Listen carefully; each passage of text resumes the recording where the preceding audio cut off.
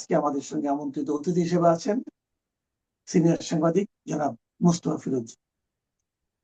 জনাব মোস্তফা ফিরোজ, আপনি খেয়াল করেছেন যে নির্বাচন যতই ঘনিয়ে আসছে, আমার যেন কেন মনে হচ্ছে যে আমাদের বিভিন্ন পলিটিক্যাল পার্টি এবং বিভিন্ন রকম ক্যান্ডিডেট যারা আছেন তাদের মধ্যে এক ধরনের অসহিষ্ণুতা যেন প্রকাশিত হচ্ছে। এবং এটা আজকে আমি দেখলাম যে সোশ্যাল মিডিয়ায় দুটো ঘটনা দেখলাম, এবং এগুলো আমাদের যে প্রচলিত মিডিয়া সেখানেও দেখলাম। একটা ঘটনা দেখলাম ব্রাহ্মণবাড়িয়ায় একজন ম্যাজিস্ট্রেটের সঙ্গে ব্যারিস্টার রুমিন ফারহানা, যিনি একজন ক্যান্ডিডেট এবং খুবই আলোচিত ক্যান্ডিডেট, ওনার সঙ্গে যে বাদানুবাদ, এবং সেখানে রুমিন ফারহানার যে মানে উত্তেজনা, এটা কিন্তু চোখে পড়ল। অনেকে এটা নিয়ে নানা ধরনের কথাও কিন্তু বলছেন। আবার আরেকটা দেখলাম যে আপনার নির্বাচন কমিশনেও হাসনাত আব্দুল্লাহ, বিএনপির একজন প্রবীণ নেতা, ওনার সঙ্গেও বেশ তর্ক করলেন। তো এই যে বিষয়গুলো, এগুলো কেন হচ্ছে এবং এটা যে দুটো ঘটনাকে আপনি কিভাবে বিশ্লেষণ করছেন? বেশ কিছু মানে দৃশ্য সোশ্যাল মিডিয়াতে এখন আসছে। ইভেন দেখলাম যে নাসরুদ্দিন পাটোয়ারি তার নির্বাচনী এলাকায়, সেখানেও একজনকে বারবার চাঁদাবাজ চাঁদাবাজ বলার চেষ্টা করছে। আজকে দেখলাম যে বেশ কয়েকজনের প্রতিবাদ, যে ভাতের কয় অন্ন, হ্যাঁ কি বলে একটা প্রবাদ আছে, তাই সেটা দিয়ে বললো। তারপরে বৃদ্ধ বললো যে মানে দোয়া দোয়া দিয়ে কাজ কি হবে, পাস তো তুমি করতে পারবে না, এভাবে বলছে। তো যাই হোক, সেখানে মানে এই যে চাঁদাবাজ বলার বলতে বলতে একভাবে রেজিস্ট্যান্স একটা গড়ে ওঠা সেই অঞ্চলে, এবং প্রতিক্রিয়া পাবলিক রিয়াকশনটা খারাপ দেখা যাচ্ছে। এটা ঘটতে ঘটতেই দেখলাম যে আজকে দুইটাই ঘটনা হলো। ওই ব্রাহ্মণবাড়িয়ায় রুমিন ফারহানা ম্যাজিস্ট্রেট সম্ভবত তার বোধহয় কোনো জরিমানা করছে আচরণবিধি লঙ্ঘনের জন্য, সেই জন্য তার একজন সমর্থক, হ্যাঁ হ্যাঁ, তো সেখানে সে বলছে যে বুড়া আঙুল দেখানো, তারপরে বলছে যে আমি মানে বললে এখান থেকে মানে মানে বের হওয়া যাবে না, এক ধরনের হুমকি আর কি। তো তারপরে আবার নির্বাচন কমিশনে হাসনাত আব্দুল্লাহ অভিযোগ করছে, আব্দুল আল মিন্টু নাকি কোন আইনজীবীকে বলছে ব্লাডি, মানে সিভিলিয়ান নাকি বলছে। তার ধরে আবার আসিফ মাহমুদ সজীব ভুইয়া প্রেস কনফারেন্স করে এখানে বলতেছে যে আমরা ব্লাডি ফরেনার না। এখন আসনাত আব্দুল্লাহ সেই ক্ষোভ প্রকাশ করছে, সেখানেও সে এই কথা বলছে। আসিফ মাহমুদ সজীব ভুইয়া ফর্মালি এটা বলছে। এত ছোটখাটো বিষয় নিয়ে এত উত্তেজিত হওয়া কেন, আমি বুঝলাম না। অসহিষ্ণু হওয়ার কোনো কারণ তো নাই, এবং ঘটনাগুলো খুব বড় না, কিন্তু ছোট ছোট ঘটনা খুব স্ফুলিঙ্গের আকারে ছড়ায় যাচ্ছে। কি কারণে এরকম পরিস্থিতি হচ্ছে, এতে বোঝা যায় এক ধরনের অস্থিরতা বিরাজ করছে। মানে যার যার অবস্থান থেকে ব্যক্তিগতভাবে তারা নিচ্ছে রাজনৈতিক ভাবে এটাকে দেখা, সেইটা মানে মনে হচ্ছে না বিবেচনায় নেওয়া হচ্ছে। ব্যক্তিগত স্বার্থটা এখানে যুক্ত, ক্ষমতায় না থাকতে পারার একটা যন্ত্রণা, সেগুলো হয়তো প্রকাশ পাচ্ছে নানাভাবে। আবার নির্বাচনটা হয়েই যাচ্ছে, নির্বাচনের পরে কি হবে, মানে এখন যে সুযোগ সুবিধাগুলো সেটা থাকবে কিনা, এগুলো নিয়ে বোধহয় অস্থিরতা। তো যাই হোক, এটা মানে এটা যদি চলতে থাকে তাহলে পরিবেশটা নষ্ট হবে। এমনিতে নানাভাবে আমরা নানা স্লোগান শুনি, যে সমস্ত স্লোগান আমরা প্রত্যাশা করি না রাজপথে। তো সেগুলি শোনার পর আমার কাছে টোটাল মনে হয় যে আমরা কি নতুন রাজনীতি, নতুন বন্দোবস্ত, কি সব টার্ম ইউজ করে বুঝিও না। আমি বারবার মাসুদ কামাল আপনাকে বলছি যে এইগুলি কি ন্যারেটিভ তৈরি করা, নতুন বন্দোবস্ত, এসব শব্দের সাথে তো পরিচিত না। এখন আমাদের বয়স হওয়ার কারণে এগুলি নতুন কিছু মানে মানে মানে কি বলে অ্যাকসেপ্ট করতে বা ধারণ করতে কষ্ট হয়, উচ্চারণটাও হয়তো ঠিক মতো হয় না। তো যাই হোক, তো নতুন কি দেখতেছি? আমি তো সেই পুরোনোটাই দেখতেছি। পুরোনো তো এইভাবেই তো চলতো, তাহলে নতুন কি পাচ্ছি? পেতে যাচ্ছি, নতুনের কোনো কিছু আমি সন্ধান পাচ্ছি না। নতুন যেটা দেখতেছি আরো খারাপ ভাবে দেখতেছি। আগে বড়রা বড়রা যুদ্ধ করতে, এখন ছোটরাও যুদ্ধ করতেছে বড়দের সাথে। বড়রা ছোটরা এক হয়ে গেছে। এটা একভাবে যারা সমাজতান্ত্রিক রাজনীতিটা থাকলে ভালো হতো, যে একটা মানে কোনো বয়সের বৈষম্য নেই, শ্রেণী বৈষম্য নেই। কিন্তু এখানে তো আর সমাজতান্ত্রিক কোনো আহ মানে কি বলে উপাদান আমি দেখতেছি না। তাহলে কেন এটা, কেন এই অস্থিরতা? আমার ধারণা যে রাজনৈতিক যে একটা ব্যবস্থাপনা, সামগ্রিকভাবে এটা আসলে ধস নামছে। আমরা যতই বিপ্লব অভ্যুত্থান বলি না কেন, আসলে একটা কদর্য চেহারাটাই মনে হয় সামনে চলে আসছে। সেটা দেখে আমরা একটু মানে বেশ হতাশই হচ্ছি। নতুবা ছোটরা কি বলে, ছোট বড়দের যে ভাষা, মানে সংস্কৃতি, নতুন আবার পট পরিবর্তনের মধ্যে যাব, পার্লামেন্টেও তো এগুলো সঞ্চালিত হবে না, এইভাবেই তো আমরা দেখবো এখন যা দেখছি। তো ওটাই কি নতুন বন্দোবস্ত কিনা আমি বুঝতেছি না। এই বন্দোবস্ত তো আমরা চাইছি কিনা, এটা নতুন করে এটার উপর একটা গণভোট নেওয়া দরকার। হ্যাঁ, যে আমরা এটাই চাইছিলাম কিনা। আচ্ছা, এই যে আপনি যে মানে গণভোটের কথা বললেন, গণভোট নিয়ে ছোট্ট একটা প্রশ্ন একটু করতে চাই। একটু ছোট করেই বলেন, অন্য প্রসঙ্গে বলবো। গণভোটের ব্যাপারটা হলো যে আলী রিয়াজ সাহেব দেখলাম বলছেন যে গণভোটে হাত পক্ষে প্রচারণা চালানোটা এটা বৈধ, মানে সরকারি কর্মচারীদেরকে বলছেন।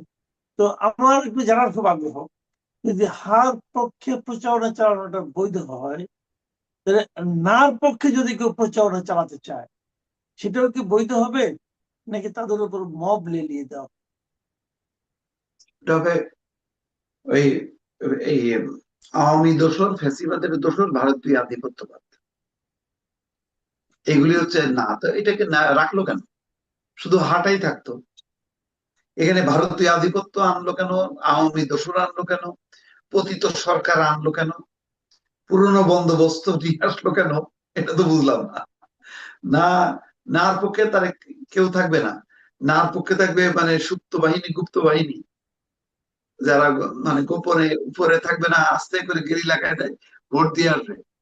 ভোটাভুটি হলে তো দুই পক্ষ থাকে, তাই না? তা নিলে তো আর ভোট না। হম। তাহলে তো নার পক্ষে মানে কে থাকবে? কেউ তো, ইচ্ছা থাকলেও তো মানে কেউ মুখ ফুটে বলার সাহস পাবে না। কারণ সরকারও তো এখানে নিরপেক্ষ না। সরকার বলবে, হ্যাঁ তুমি নার পক্ষে গেছো কেন? তুমি তো এই জন্য তুমি ধরাই গেছো। সরকারের অবস্থান তো হায়ের পক্ষে। সে তো আর আইনগত প্রোটেকশনও আমাকে দিতে পারবে না, কারণ সে তো হ্যাঁ পক্ষে অবস্থান নিয়েছে। এরকম অদ্ভুত নির্বাচন, একটা গণভোট দিয়ে শেষ পর্যন্ত এই একই রকম প্রতিফলন ঘটে কিনা, যে সরকারই ঠিক করে দেবে যে যে তরুণরা দাঁড়াইছে ভোটে, অনেকেই নির্বাচিত হবে। কিভাবে নির্বাচিত হবে ভোট না দিলে?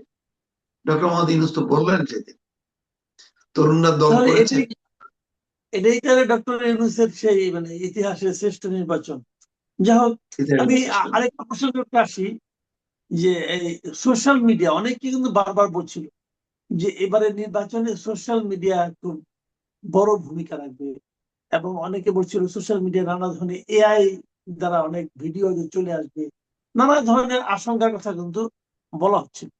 তো আশঙ্কা এআই সেগুলি না হয় ধরা যায়, কিন্তু সোশ্যাল মিডিয়া আমি একটা জিনিস লক্ষ্য করছি, যে 2-3 বছর আগে আপনি কখন কবে কি বলেছিলেন সেগুলো কিন্তু চলে আসতেছে, কিন্তু এআই এর মাধ্যমে না, অরিজিনালি চলে আসতেছে। এবং এই যে চলে আসতেছে, এই জিনিসটাও কিন্তু আমার কাছে একটা নতুন মাত্রা যুক্ত হয়েছে বলে মনে হয়। কারণ আমি আমি যে যে প্রসঙ্গে বললাম, আমি দেখলাম কালকেই দেখলাম একটা ভিডিও দেখলাম, যে জামাতের একজন প্রার্থী, সম্ভবত তার নাম আমির হামজা সম্ভবত, ওনার একটা ভিডিও উনি তারেক রহমানের ছোট ভাই প্রয়াত যে আপনার যে কোকো আরাফাত রহমান কোকো, তাকে নাম বিকৃত করে একটা মানে কথা বলেছিলেন, সেটা দেখলাম চলে আসছে। এবং আমি হামজা পরে বলেছেন এটা নাকি উনি 2-1 বছর আগে বলেছিলেন, কি একটা উদাহরণ দিতে যেয়ে বলেছিলেন। এটাও কিন্তু উদাহরণ দিতে যাই হোক আর যে যা দিতে যাই হোক, উনি তো এটা এভাবে উচ্চারণ করেছেন, উনি তখন তো ফিল করেছেন, মিন করেছেন। এখন তারেক রহমানের সামনে ক্ষমতায় যাওয়ার একটা সম্ভাবনা আছে অথবা কিছু নাই, উনি আবার প্রার্থী বা আমির হামজা আবার প্রার্থী হয়েছেন, এটাও আবার ওনার জন্য একটা ব্যাপার। তো পুরোনো কথাগুলো কিন্তু চলে আসছেন নানাভাবে। এটাকে আপনি কি মানে কিভাবে দেখবেন না? এটা তো ইনফরমেশন, ভালো আসুক। অতীতে কে কি বলছে সব আসছে, যে আমির হামজারটা আসলো, কুষ্টিয়ার প্রার্থী, জামাতের শক্তিশালী প্রার্থী। তারপরে মেজর আক্তারের অতীতে কি বলছে সেটা আসবে না, আসবে। কর্নেল অলি আগে কি বলছে এখন কি বলতেছে সবগুলি আসবে, কম্পেয়ার করবে। তো খারাপ না। এআই, মানে আপনি এআই দিয়ে আপনি সব যদি সোশ্যাল মিডিয়ার বিরুদ্ধে যান, তাহলে তো শেখ হাসিনাও তো মানে মারাত্মক ভাবে উদ্বিগ্ন ছিল, ওই সরকারও। সোশ্যাল মিডিয়াই ছিল তাদের মূল মানে দুশ্চিন্তার কারণ। এই সরকারের তো সব ফ্রি, স্বাধীন হওয়ার কথা, তাহলে এত দুশ্চিন্তা কেন? এআইটা বুঝে যাবে মানুষ, এআই এখন বুঝে গেছে মানুষ, কয়েক সেকেন্ডের এ তো ওরা বুঝে যেগুলি এআই, কারণ এআই ব্যাপক ব্যবহারটা হয়ে গেছে, বুঝেও গেছে যেগুলি কোনো ভিত্তি নাই। এইগুলি আসলে মূল বিষয় না। মূল বিষয়টা হলো সরকার বোধহয় বুঝতে পারতেছে না আসলে নির্বাচনটা কি হওয়া উচিত, কেমন ভাবে হওয়া উচিত, বা আদৌ তারা একটা ভালো নির্বাচন করতে সক্ষম কিনা, নাকি তাদের মাথার মধ্যে আছে যে এ জিতবে ও জিতবে না, এইভাবে একটা মানে তার মধ্যে একটা টেনশন। কারণ এটা তো সত্য যে সরকারের মানসিক প্রস্তুতি কি ছিল, সরকার এবং তার সহযোগীদের মানসিক প্রস্তুতি ছিল নির্বাচন যাতে না হয়। এখন পরিস্থিতি ঠেলে দিছে, যে আপনার মনে আছে 111-এর সময় কিন্তু তারা রাজনৈতিক দল টল করে একটা লম্বা পথ পাড়ি দিতে চেয়েছিল। পরে যখন বিদেশিরা ঠেলা দিছে, তখন তড়িঘড়ি করে তারা নির্বাচনটা করছে। তো এই মানে যারাই রাজনৈতিক পটক মানে মানে কি বলে পরিবর্তন না হয়, তখনই তাদের মাথার মধ্যে আসে যে আমরা একটা কিছু একটা করবো, একটা লম্বা পথ পাড়ি দেবো। তো এই পথটা পাড়ি মানে দেওয়া যাচ্ছে না বলে তাদের মধ্যে এক ধরনের অস্থিরতা কাজ করতেছে, এবং সবসময় মনে করতেছে যে এই কোথায় আমার বিরুদ্ধে চলে গেলো, এই আমার বিরুদ্ধে চলে গেল। তো এই সবের প্রতিফলন হলো ঘুরে ফিরে ওই সোশ্যাল মিডিয়া খারাপ। তাহলে মেইন স্ট্রিম মিডিয়া ঠিক আছে, তাহলে মেইন স্ট্রিম মিডিয়া তাদের আগের যে মালিকরা ছিল যেভাবে চালাতো সেভাবে চলতে দিক, সেটাও তো আবার দিচ্ছে না। মানে মূল কথা হলো যে আপনি নিয়ন্ত্রণটা করতে পারতেছেন না, আপনি ওইটাকে দমক দিতে পারতেছেন, কিন্তু এই আপনাকে আমাকে তো ধমক দিতে পারতেছেন না। আপনাকে আমাকে ধমক দিলে আপনি রিস্ক নিয়ে চলে থেকে যাবেন, আমি দৌড় দিয়ে চলে যাব দেশের বাইরে। হ্যাঁ, তো এখন ওই নিয়ন্ত্রণ করতে না পারার কষ্টটা তার অনুভব করতেছে। এখন ধরেন প্রেস সেক্রেটারি ফোন করে অমুক চ্যানেলকে অমুক তমুক চ্যানেলকে একটু বললো যে আপনি আমাকে বললে, তখন তো আপনি প্রশ্ন করবেন কেন, কি ব্যাপার, এটা তো আমার অধিকার, আপনি বলার কে, তাই না?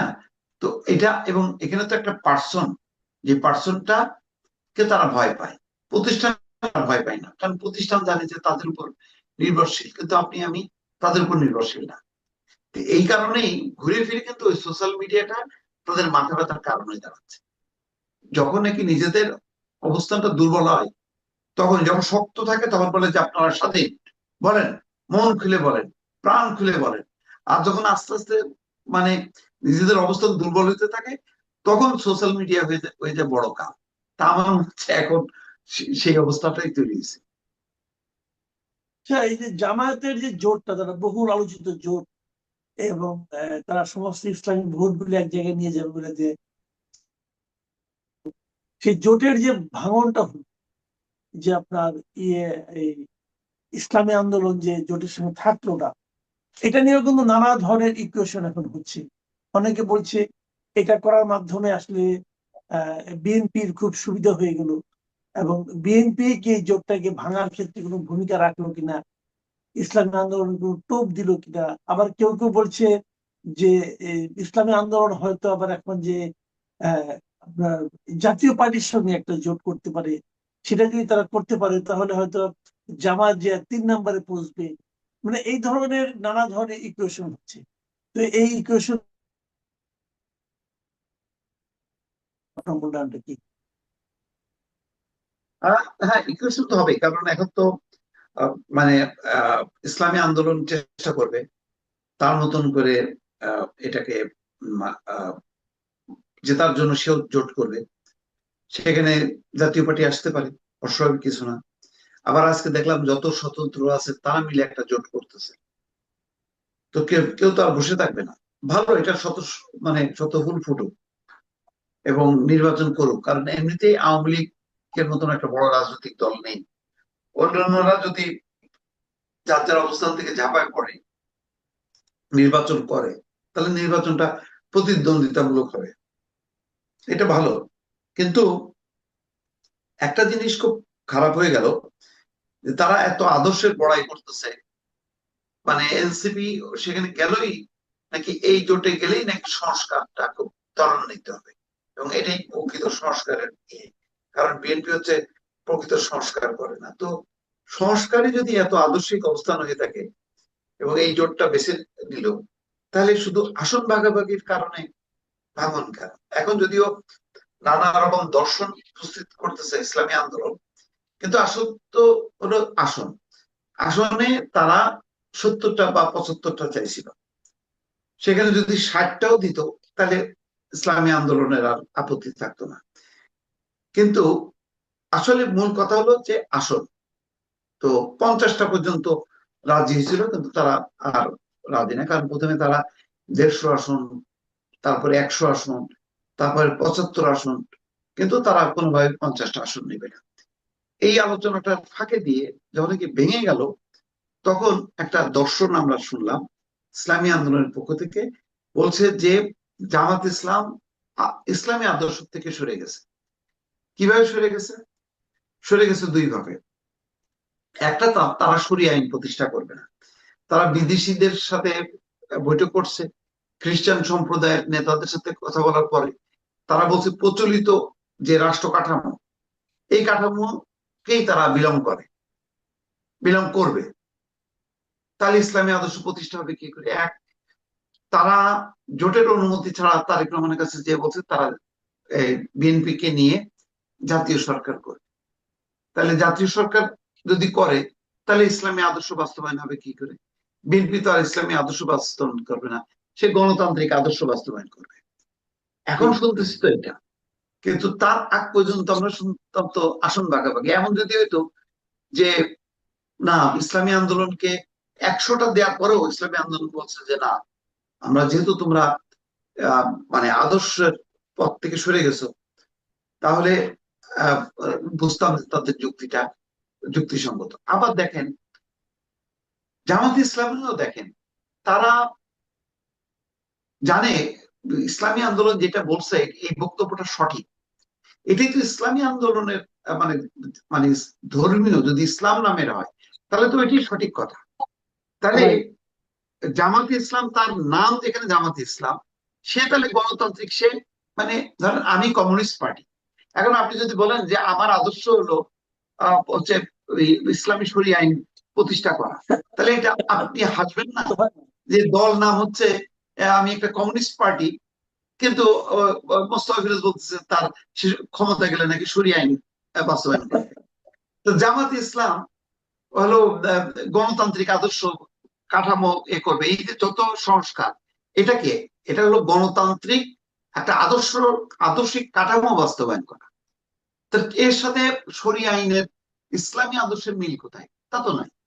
ইসলামী আদর্শ হইলে ধরেন আজকে একটা গানের মহড়া দেখলাম ঢাকা বিশ্ববিদ্যালয়ে, এইটা হচ্ছে মানে ইসলামী গান, এটা হলে ঠিক আছে। আর আপনি যদি কনসার্ট করেন এটা ঠিক নেই, কারণ এটা হলো গণতন্ত্র।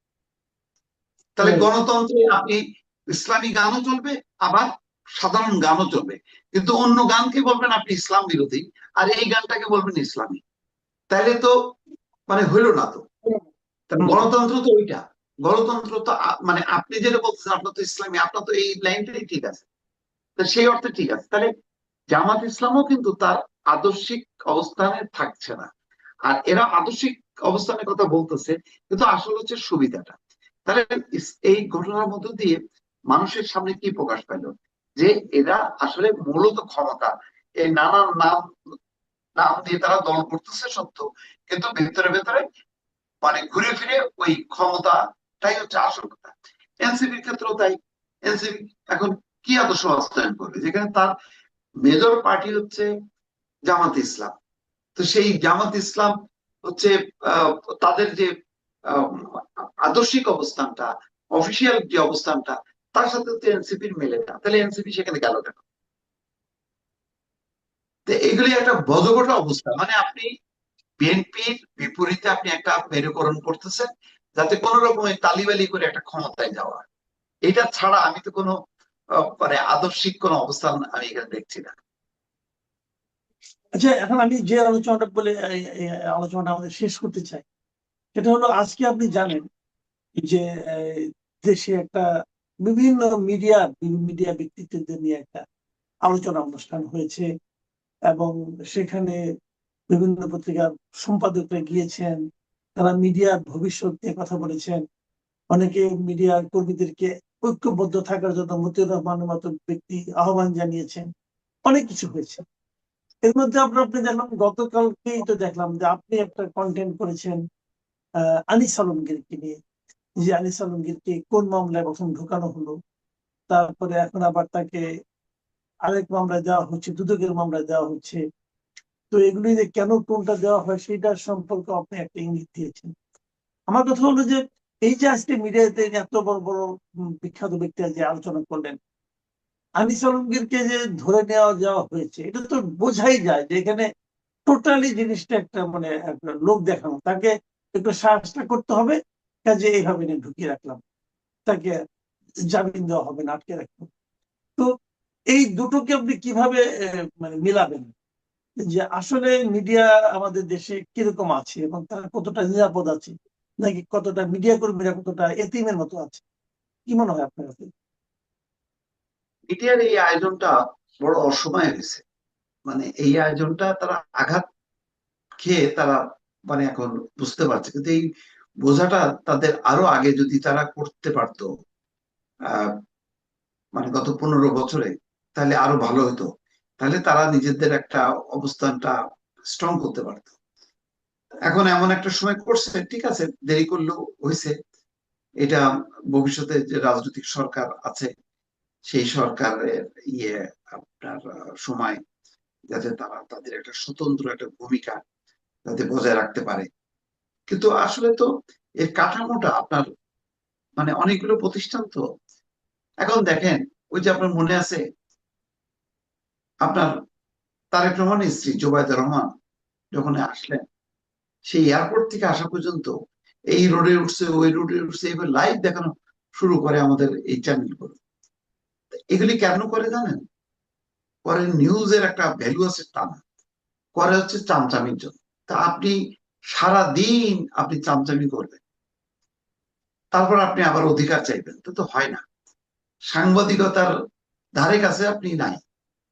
আপনি মতলববাজি করেন, মিডিয়াকে ইউজ করেন আপনার ব্যবসায়িক স্বার্থে, আপনার নিজের ক্ষমতার স্বার্থে। তখন তো আপনি নিজেই দুর্বল করে ফেলেন।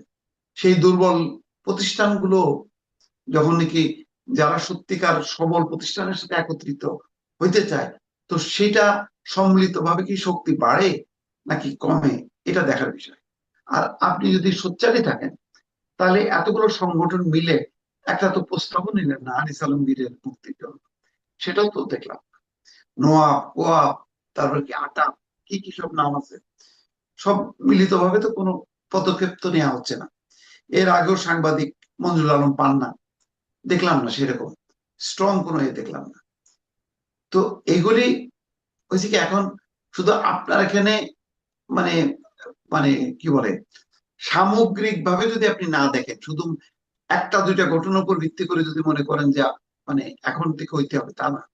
আপনাকে এটা কন্টিনিউয়াস একটা এফোর্ট চালাইতে হবে। যাই হোক, তবুও স্বাগত জানাই যে আহ আমাদের মিডিয়াগুলো তো আসলে পরগাছা, মানে অল্প কিছু ব্যতিক্রম ছাড়া এই পরগাছারা যদি এখন শক্তির উপরে দাঁড়াইতে পারে, তাহলে হয়তো ভবিষ্যতের জন্য ভালো হবে।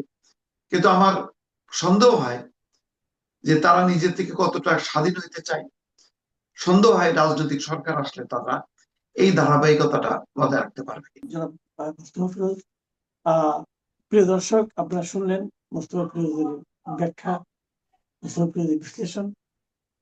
আশা করি আপনাদের ভালো লেগেছে। আগামীতে আমরা আবারও মিলিত হওয়ার চেষ্টা করব। সবাই ভালো থাকবেন। আল্লাহ হাফিজ। সংসদ নির্বাচন কিন্তু একদম চলে এসেছে।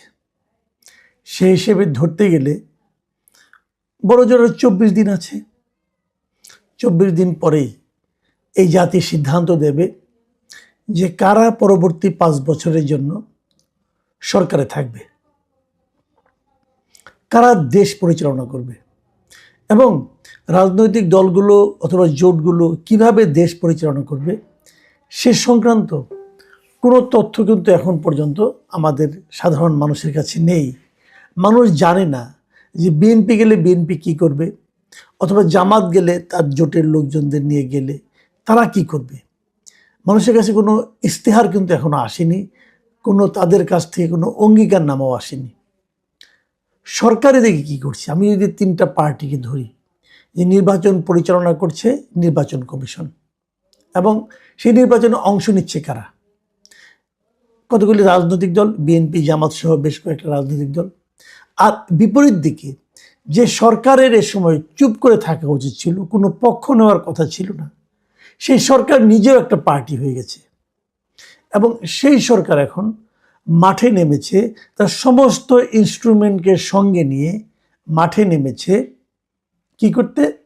যে জুলাই সনদের উপর যে রেফারেন্ডাম হবে, মানে যে গণভোট হবে, সেই গণভোটে হাঁ ভোটকে বিজয়ী করার জন্য। সরকারের এই যে ভূমিকা, এই ভূমিকাটা কি ঠিক হচ্ছে? এটা নিয়ে আমরা আলোচনা করেছি, আমি নিজেও কথা বলেছি। দেখুন, একটা কথা বলি, যে রাজনৈতিক দলগুলো এই নির্বাচনে অংশ নিচ্ছে, তারা এখন তাদের অবস্থানটা কি এই হা ভোট অথবা না ভোট নিয়ে, মানে এই রেফারেন্ডাম নিয়ে, গণভোট নিয়ে তাদের অবস্থানটা কি? যদি তাদের মধ্যে কেউ বলেন যে আমরা যেভাবে গণভোট হচ্ছে অথবা যে পয়েন্টগুলোতে গণভোট হচ্ছে আমি তার পক্ষে না, যদি কোনো দল বলে, সঙ্গে সঙ্গে সে কী হলো? সে কিন্তু সরকারের সঙ্গে একটা বিরোধিতায় লিপ্ত হলো, কারণ সরকার তো হা ভোটের পক্ষে নিচ্ছে।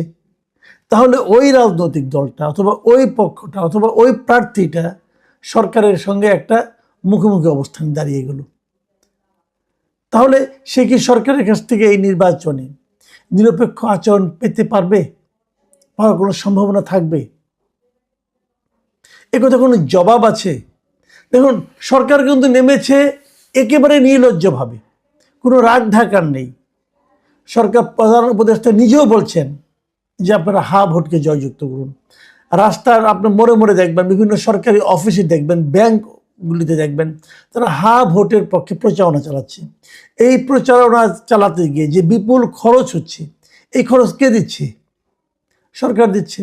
সরকারের একজন উপদেষ্টার পদমর্যাদায় একজন বিদেশি নাগরিক, উনি দ্বৈত নাগরিক, বাংলাদেশেরও নাগরিক আবার আমেরিকারও নাগরিক, উনি মিস্টার আলী রিয়াজ, উনি বিভিন্ন জায়গায় যেহেতু উপদেষ্টা মন্ত্রীর পদমর্যাদায় আছেন, উনি বিভিন্ন জায়গায় যাচ্ছেন দেশের, যে সরকারি কর্মকর্তাদের নিয়ে মিটিং করছেন, এবং সেখানে উনি বলছেন যে কিভাবে হা ভোটের পক্ষে প্রচারণা চালাতে হবে। এবং উনি এমন এমন কিছু মিসলিডিং কথাবার্তা বলছেন যেগুলোর মানে আসলে আমি মনে করি এক ধরনের প্রোপাগান্ডা ছাড়া আর কিছু না। এটা প্রচার নয়, এটা মিথ্যা প্রচারণা। আমি কয়েকটা উদাহরণ দিয়ে বলি। উনি গত কয়েকদিনে কি কি বলেছেন, আমি মাত্র র্যান্ডমলি 2-3টা জায়গা থেকে নিয়েছি।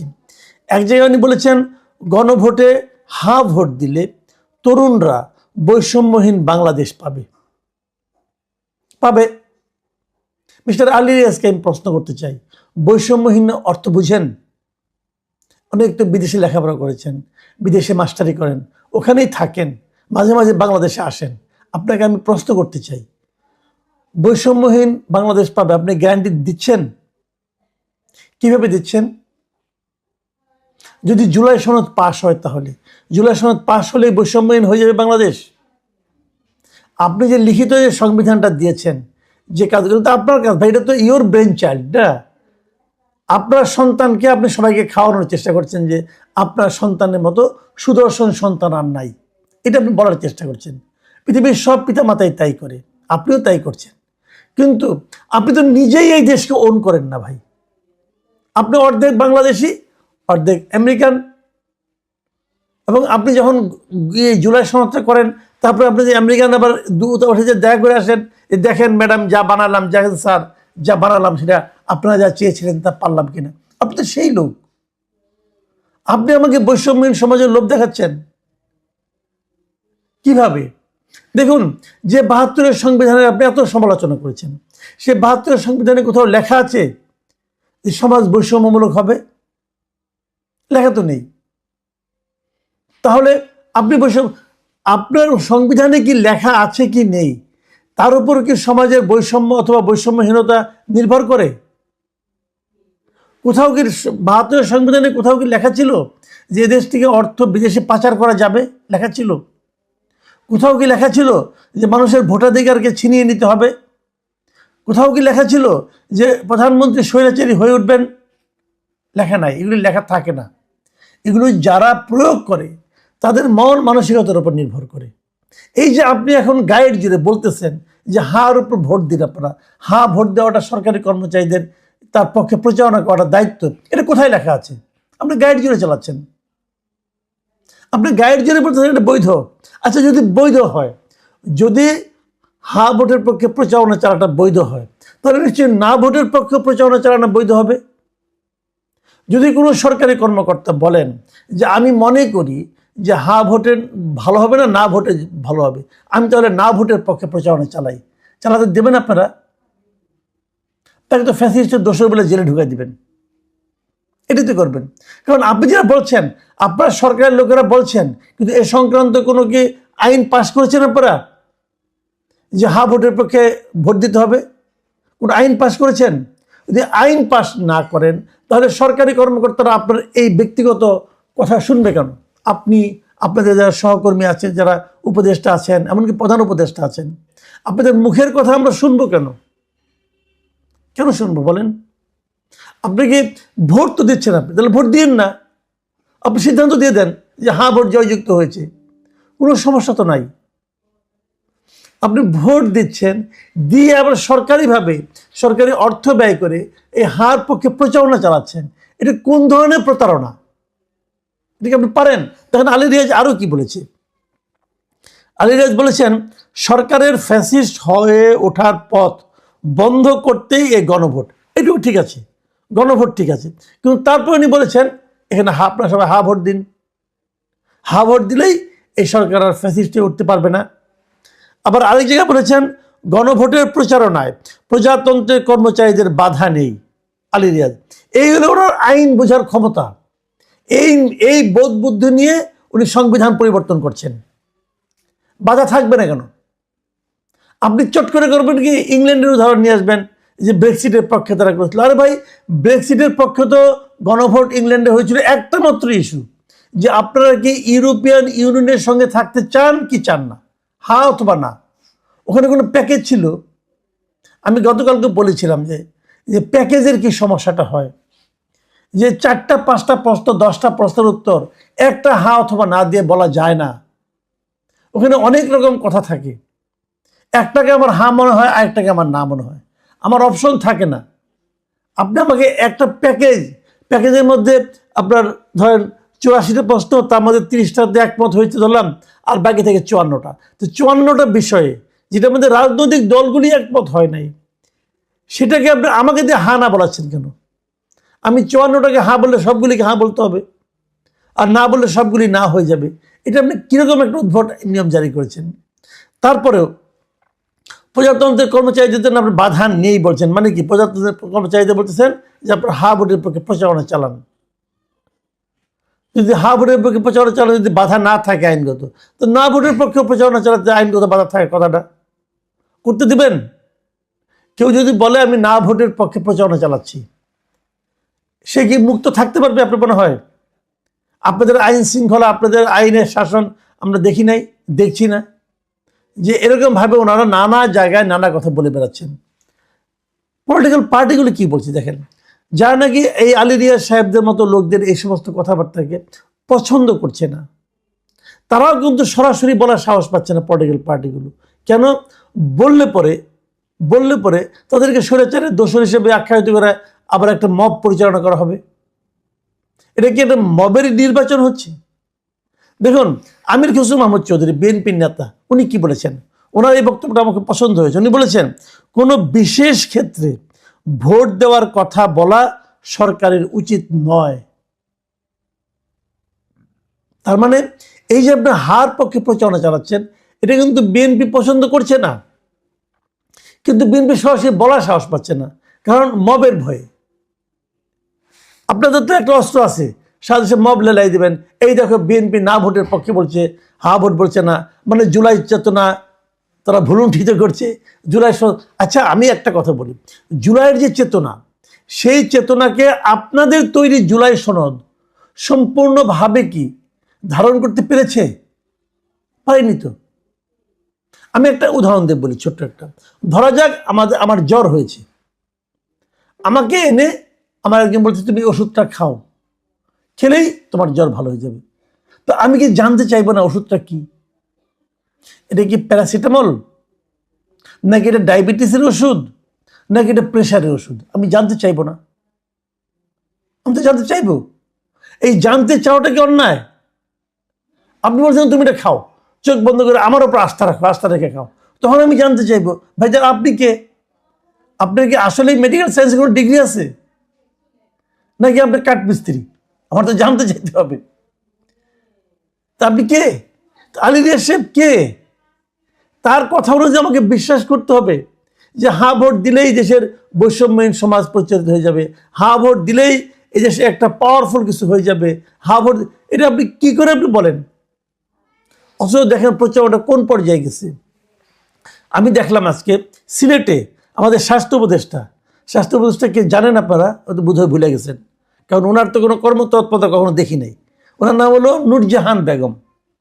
এই নূরজাহান বেগম, ওনাকে যে আমার এতদিনের অভিজ্ঞতা থেকে আমার এটা এখনো রহস্য, এই ভদ্র মহিলাকে স্বাস্থ্য উপদেষ্টা কেন বানানো হয়েছিল আমি এখনো বুঝতে পারি নাই। যাই হোক, তো উনি একটা অসাধারণ কথা বলেছেন। তিনি বলেছেন যে এই হা ভোটের পক্ষে থাকাটা নাকি ফরজে কেফায়া। হ্যাঁ, এটা উনি বলেছেন। আমি আপনাকে পড়েছিলাম উনি কি বলেছেন। উনি বলেছেন, আমি একটা পত্রিকা থেকে নিচ্ছি, আপনাকে পত্রিকাটা দেখেন, আপনারা দেখেন, যে গণভোটে হার পক্ষে থাকা ফরজে কেফায়া বলে মন্তব্য করেছেন স্বাস্থ্য ও পরিবার কল্যাণ উপদেষ্টা নূরজাহান বেগম। উনি শুক্রবার দিন দুপুরে সিলেটে সরকারি কর্মকর্তাদের সঙ্গে বৈঠকের পর সাংবাদিকদের এ কথা জানান। দেখেন, তো উনি এটা বলেছেন, আমার কাছে মানে কি বলবো, অস্বাভাবিক লাগে। এই ভদ্র মহিলা আসলে নিজেও জানেন না যে হা ভোটটা কেন, এবং উনি নিজেও জানেন না ফরজে কেফায়া কাকে বলে। আমি একেবারে শিওর ফরজে কেফায়া জিনিসটা কি ভাইয়া? ফরজে কেফায়া হলো যে যেটা ফরজ, কিন্তু একটা গোষ্ঠীর কাছে যখন একটা গোষ্ঠীকে অবহিত করা হয় এই ফরজটা পালন করার জন্য, তখন যদি ওই গোষ্ঠীর পক্ষ থেকে একজন দুইজন যাই যদি সেই ফরজটা পালন করে, তাহলে ওই 10 জনের মধ্যে সবারই এটা ফরজ পালন হয়ে গেছে বলে মনে করো। যেমন জানাজা নামাজ ফরজে কেফায়া। ধরেন আপনার বাড়িতে আপনারা শুনলেন যে আপনার প্রতিবেশী মারা গেছে, আপনার বাড়িতে সবাই সেই জানাজায় অংশ নিতে পারলো না, একজন নিল অথবা 2 জন নিল, বাকিরা অন্য কাজে ব্যস্ত আছেন, তাহলে কিন্তু এই সবারই ফরজটা আদায় হয়ে গিয়েছে বলে ধরা হবে। কিন্তু যদি একজনও না যায়, আপনার বাড়িতে যদি একজনও সেখানে না যায়, তাহলে এই সবাই কিন্তু একটা ফরজ ভঙ্গের অপরাধী হবেন। এটা হলো ফরজে কেফায়া। তাহলে কি হলো? তাহলে আমার বাড়িতে একজন যে হা ভোট দিয়ে আসলো, ফরজে কেফায়া পালন হয়ে গেল। আপনি এটা চান?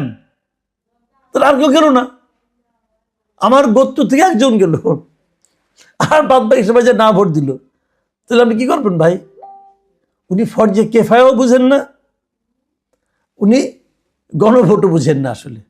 আর স্বাস্থ্য যে বুঝেন না, এটা তো গত 18 মাসে আমরা বুঝে ফেলেছি। এই হলো এই সরকারের দক্ষতা। যেহেতু আমি নূরজাহান বেগমের ধর্মের কথাটা তুললাম, গতকালকে আমি আমার এই অনুষ্ঠানে, এই প্রোগ্রামেই একটা দর্শকের কথা আমি পড়েছিলাম, এটা আজকে আমি পড়েছিলাম। সেখানে একজন দর্শক একটা মন্তব্য করেছিলাম, না আমি এই মন্তব্যটাকে আবারও আপনাদেরকে পড়ে শোনাতে চাই। মিস্টার ওয়াসিউর রহমান নামে এক ভদ্রলোক বলেছিলেন, তিনি বলেছিলেন যে মুসলিম হিসেবে গণভোটে না দেওয়ার কোনো বিকল্প নাই। মানে আপনি যদি মুসলমান হন, তাহলে আপনাকে গণভোটে না ভোটই দিতে হবে। এটা ওনার বক্তব্য কিন্তু, কারণ উনি আবার এর পেছনে একটা ব্যাখ্যা দিয়েছেন। কারণ সূরা ইসরার 36 নম্বর আয়াতে বলা আছে, কি বলা আছে? আর যে বিষয়ে তোমার জ্ঞান নেই তার অনুসরণ করো না, কান, চোখ, হৃদয় এদের প্রত্যেকটি সম্পর্কে কৈফিয়ত তলব করা হবে। মানে সূরা ইসরা বলা আছে যে বিষয়টা তুমি ভালো মতো বোঝো না সেটা তুমি অনুসরণ করো না, সেটা তুমি ফলো করো না। তো উনি বলছেন যে গণভোটে যে 4টি প্রশ্ন আছে সেগুলো সম্পর্কে সম্পূর্ণ ওয়াকিবহাল না হয়ে যদি কেউ এসবের উত্তরে হ্যাঁ ভোট দেয় তাহলে সে কি কোরআনের এই আয়াত অমান্য করবে না? এবার বুঝেন, ব্যাখ্যা দেন এবার কেমন করে দিবেন। নূরজাহান বেগম, আপনাকে বলছি, আপনি তো ফরজে কেফায়া বলে একটা হাদিস একটা আপনার দিয়ে আসলেন, ওসিয়তনামা করে আসলেন একটা, এটা ফরজে কেফায়া।